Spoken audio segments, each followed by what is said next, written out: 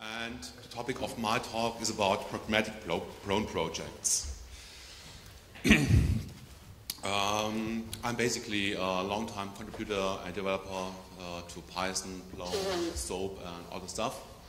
And I run my own company, SOAPX Limited. We are in Germany, Tübingen, and we basically deal with the typical development stuff like building SOAP and Plone portals for internet extranets. We have a special domain we're working in, it's electronic publishing. I have my own product called Prism Publish, which is basically about generating high-quality PDF documents. And we also have lots of projects which are basically implementation of complex domain-specific applications. So this talk is basically about best practices in Plone, lessons learned from a large project we've just finished in July. It was basically a relaunch of a large company site, and it may contain stuff that you may have heard yesterday during the trainings. There was also some people covering stuff like customizations of existing Plone products. So the project we have been working on over the last 4 or 5 months was the relaunch of weishaupt.de. Weishaupt is a large major vendor in Germany for heating systems. They have almost €500 million in revenue, so basically a very large company. They have 20 subsidiaries all over the world, and they had a large and old Plone site running on Plone 2.0, and now we migrated stuff all to Plone 4.0, and in the first phase we just made implementation and relaunched the German site, but in phase 2 we'll have to deal with 20 subsidiaries and more than 30 languages within Plone. That's how the site looks like. It's a pretty common company portal with some special functionality like product presentations with some sliders. So it's a bit fancy, but not the overall complex stuff. We have Google Maps integration, so people can just search for the nearest dealer of the products. We have some image maps where you can just find local dealers by the country. And we have integration of videos, for example. So in general, when you're working on a Plone project, you always have some project constraints. Because in real-world projects, there is never an unlimited budget. You have never, ever lots of people working the project, and there's always a time constraint. So basically, have to deal with these 3 aspects like resources, money, budget, and time. And for this reason, it's almost impossible finding the perfect solution for a particular problem. So you always have to make some decisions just to get the things done. So basically, finding the perfect solution for a particular task or project is basically somehow a mission impossible project. For this reason, you just have to deal with have to get your things done within a reasonable time frame. You have usually, when you integrate yourself, you usually have to give a fixed price to your customer. So you always have to deal with the budget, and you always have a limited number of persons working on the project. So one typical requirement in almost all Plone projects is customizations. Customizations either of Plone itself or customizations of some third-party products they're using. Customizations can also include that you have to deal with bugs in Plone or third-party products, and you always have to make some adjustments. Typically, adjustments that must be made in third-party add-ons is either adjusting page templates or making some adjustments to JavaScript files, or dealing with perhaps only a minor implementation of a browser view. So basically you have to do templates, JavaScript code, and Python. Perhaps sometimes CSS also as well. In older Plone versions like Plone 3, when we had portal skins, it was easy to register a different skin folder and make you just create copies and with customizations. And yes, that's basically what you have to deal with. A common question of particular new Plone developers is, where can I fix the things? Basically, when you're using third-party packages, usually packages have some maintainer, hopefully.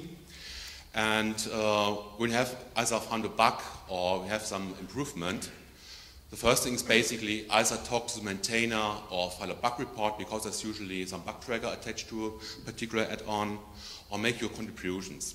So basically, don't try to fork the product itself, try to contribute back, try to report bugs, because that's in the interest of the maintainer and it's in the interest of the community itself. It's pretty easy to fix things. For example, now we are all on GitHub. It's just pretty easy to just click on the fork button. You can just create a copy of the project within your own repository and then perform a pull request in order to merge things back into the main package. In SVN, it's a bit more complicated. You just have to check out the package, create a branch as on SVN, and then merge the stuff back, either by yourself or ask the maintainer. But if you can, basically don't try to create a full fork of the project for yourself. So when do you want to customize things? When, how to? Basically, as I said, try to give back your changes to the community and the maintainer. Only in some rare cases where you have a pretty absurd customer request where you say, okay, this is not of interest for the public, keep it for yourself and perhaps just leave in your private repository. Okay, the next slides deal a bit how to customize Python code. Basically in Plone you have to make adjustments usually to browser views, where for example a browser view implements a particular functionality in a different way as you need it, or it may contain bugs. One typically approach to solving this problem is monkey patching. Monkey patching is basically dynamic modifications of a class or module at runtime. That's typically for Python. You can just reassign symbols and basically overwrite existing methods code by your own code. In general, monkey patching should be considered as evil and bad style, but in some cases it's okay to do it. It's not always completely clear when it is allowed or when it should be allowed and when it should be forbidden, because monkey patching can have some side effects, especially when you have to deal with upgrading packages or new versions of modules. So basically, monkey patching must be used carefully. Basically, let's assume you're having a function having a class foo with a method bar returning 44, and for your own implementation, let's say you want to use this class but with a different behavior of the methods, returning 43 in this case. So basically, monkey patching means that you import the old module from the function from the old module, this from foo import bar, and then you can reassign your own method implementation using foo.bar equals mybar. So basically, you replace this function with this function. And some rare situations, you have to use this pattern where you have to reassign the func code to the func code of the original function. I have lots of slides, so I'm just going through the stuff pretty fast. Doing monkey patching in Plone is pretty easy. There's a module by Martin Aspelli called Qualitative Monkey Patcher, which basically allows you to patch either functions on the module level or on the class level. You can configure monkey patches in Plone using a setcml directive. There's actually this include statement which just imports the file, and then you can say, okay, there's a monkey patch statement, and it says replace, for example, within the class of product CMF core fs image, replace the original method tag with my own method tag that is somewhere located in my own module. And there's also a nice integration into the CMI of Plone. There's a module called Collective Monkey Patcher Panel, which basically allows you to list all registered monkey patches within the CMI. So basically you have an overview about the stuff that has been patched by yourself in your Plone installation.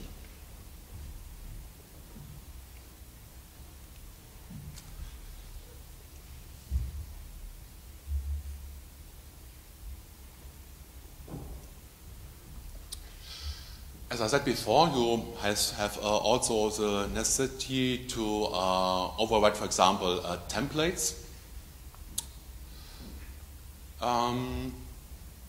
Or stuff like resources.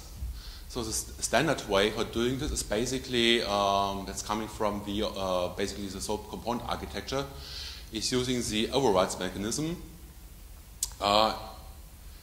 You know this, usually have something like a browser view registered in your own package configure ZCML file. And if you're interested, for example, when you want to override an implementation, for example, we have this products Plone glossary. You can just define your own overrides in your own package just by putting an override ZCML file into the package itself, and then just re-implement or reassign this definition to your own code. That's basically the old SOAP 3, SOAP component architecture way to do it. But there's also some nice tool called etcjpot, which basically simplifies things a lot. Because usually you just have one package and you have to adjust one page template. And this module makes things a bit easier. Let's assume that you're having, for example, have a template from some Plone package, for example, Plone app search / Plone app search pt. Let's assume you want to make some changes. Using etcjpot basically allows you to put a copy of the file into your own package under a certain name in some directories that you can define through ZCML. So basically you put this line into your configure ZCML and put this file as copy into the overrides folder. And then there's some magic within the Plone startup mechanism that just recognizes the files. So it basically sees that there is a file Plone app search .search.pt, and there's a mechanism just reassigning this search.pt over this one. So it's pretty handy to override existing templates. I think it's limited to page templates, controller page template, and JavaScript files. Does anyone know if it's possible to override Python files this way? Images. Images. Okay, that's the only one. Okay.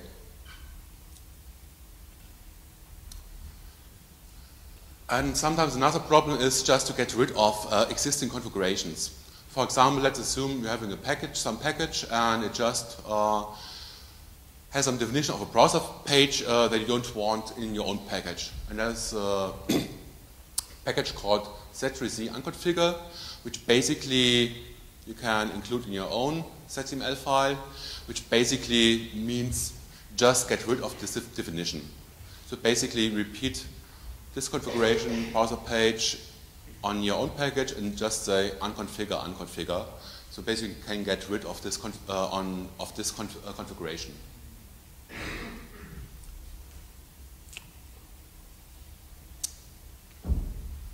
Okay, another problem always in project is reusing existing content types, basically archetypes, because archetypes has been around for a long time. And typically a customer comes and says, okay, I want a news item, but I need another field, or this field should go away, or I need 2 more fields. So basically you have to deal with extending schemas or changing schemas. I think most of you know about the archetypes schema extender, which is basically a nifty add-on, which basically allows you to extend existing archetype schemas or modify them. So basically you have in your own content type some subscribers or some adapters. We basically just register for a particular content type, and you can just add other fields or modify fields.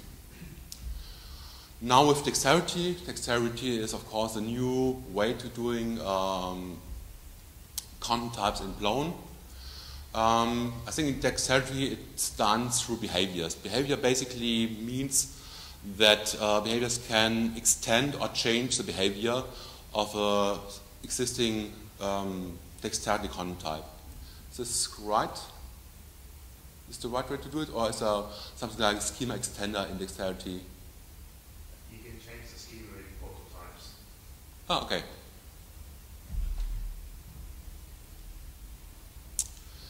Okay. Something we recognized in our last project was basically the other way around. In former project, we implemented some backend functionality with content types, and the designer usually has to deal with content, skinning existing content, and usually the designer just got a plain empty site and he had to create this content on its own. It was always time consuming because always the development goes on, things change, and the designer always had to create a new site, recreate the content all over again.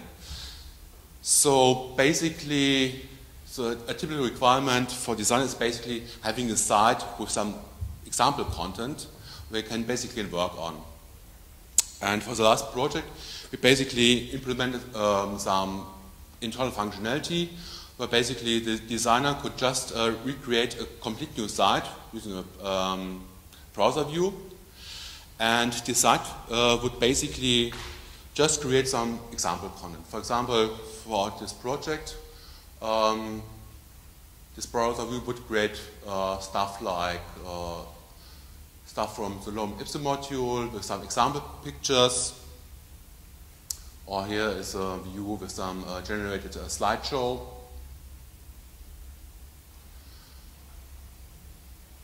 So basically, this was the basis where the designer could basically start its own design work. Pretty early in the process, because usually we implemented some content type and then we create some small amount of code, just generating some example content. So basically, the key point was basically writing a browser view, creating a Plone site with the policy packages that we have been using for this particular product. Then this browser view was basically installing a skeleton with the site structure and some example content for each content type and content listing and so on. For example images, there is, for example, some service called lorempixel.com. We can basically just create an image, give it the width and the height, and it basically just sucks in some random image you can just import into Plone. There are also some Python modules that you could reuse. There's a Python module generating either a sentence or a paragraph of random text. There is a module called collective lorem ipsum, which basically, I think it takes stuff from some news site, I think BBC or something else. And there is some skeleton code we have been using in this project here called suboptimal Plone.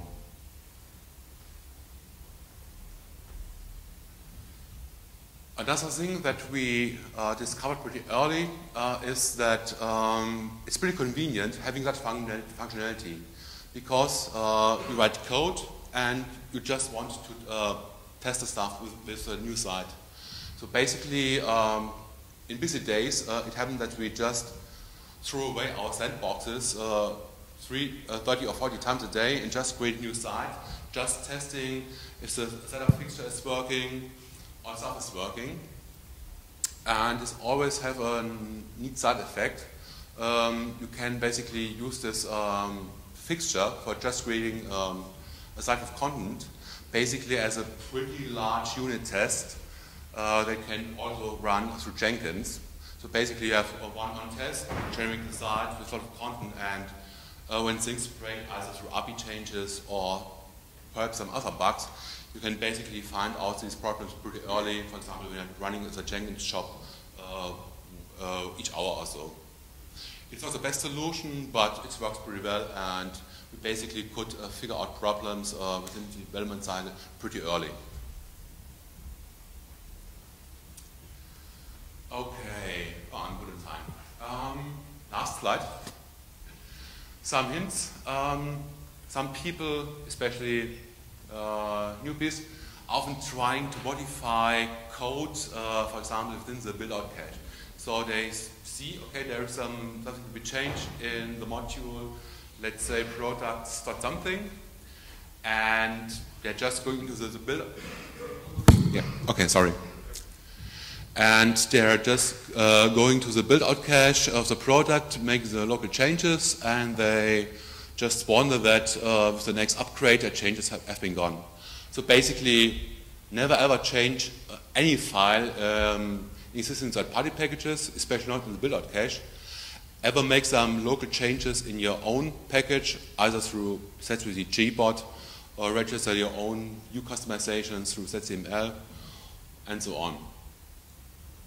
So customizations always belong into your own package. Never ever touch an existing package installation. And the reason, as I said, is basically with the next update, you're running build out again and a new package version coming in, and all your changes might be gone. Okay, any questions? We have 8 minutes left.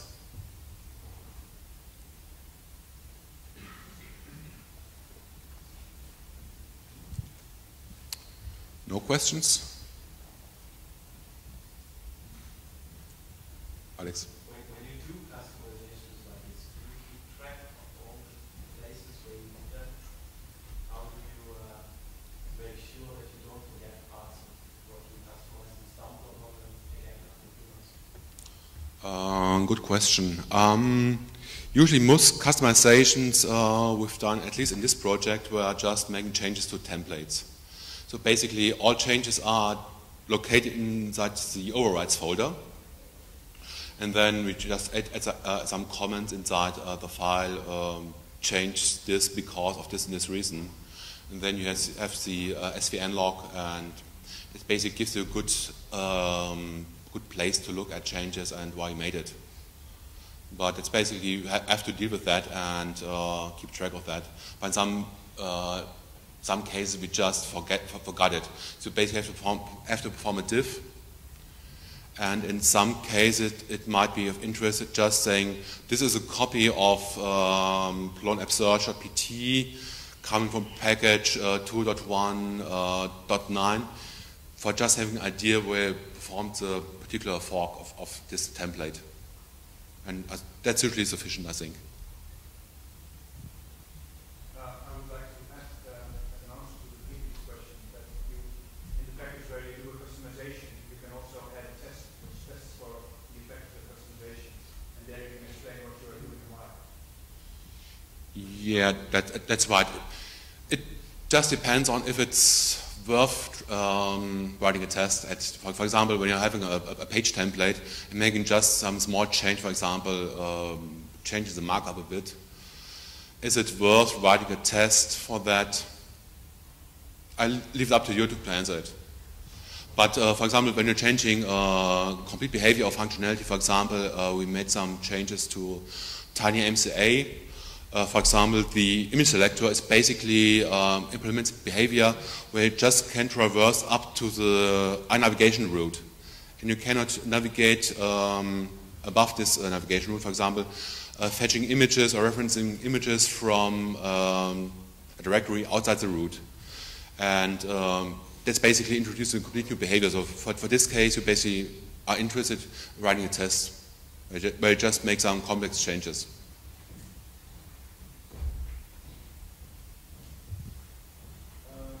Is it true you can override some configuration at once?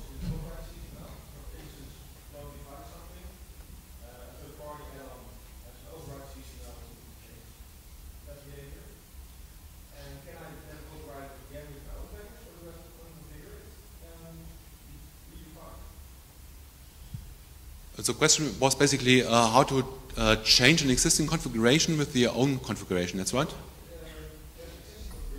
Yes. Which is overridden by third-party information, and I want to override that again. Oh. I think that could lead to random behavior because I think the registration order or the passing of the configuration files depends on the ordering. So basically, I have no idea how the ordering of the packages is done. So basically, it could lead to some side effects or some random behavior. You get a XML conflict error. Ah, okay. That's the first step I'm going to do that. Even when you're trying to unconfigure and okay. Didn't know that.